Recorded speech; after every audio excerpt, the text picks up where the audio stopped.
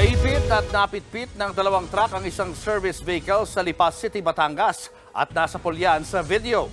Yan at iba pang aksidente sa Frontline Report ni Brian Basa. Mabagal ang takbo ng mga sasakyan sa kahabaan ng highway sa Barangay Tambo, Lipa City, Batangas. Makikita ang paghinto ng isang truck. Huminto rin ang kasunod niyang service vehicle. Pero ang truck na nasa likod nito nagdire-diretso hanggang sa nabangga at inararo nito ang service vehicle. Naipit ito sa gitna ng dalawang truck.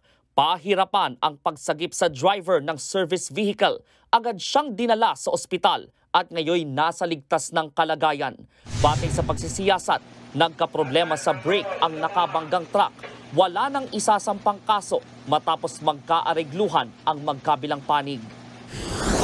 Sa General Mariano Alvarez, Cavite, patay ang mag-live-in partner na sakay ng motorsiklo matapos silang mabangga ng SUV kahapon. Pumailalim ang mga biktima sa SUV. Nakakulong na ngayon ang driver. Nahaharap siya sa kasong reckless imprudence resulting in multiple homicide. Sa Isabela, nayupi ang van at ang kotseng yan sa National Highway sa Barangay Talyungan, Reyna Mercedes kahapon. Sa tindi ng salpukan, patay ang isang sakay ng kotse. 17 ang sugatan, kabilang ang 8 bata. Batay sa investigasyon, binabaybay ng van ang kalsada nang biglang lumipat ng lane ang kasalubong na kotse hanggang nagsalpukan. Sa huli, ang driver ng van ang kakasuhan. Kotse at pampasaherong bus naman ang nagkabanggaan kagabi sa Cauayan City.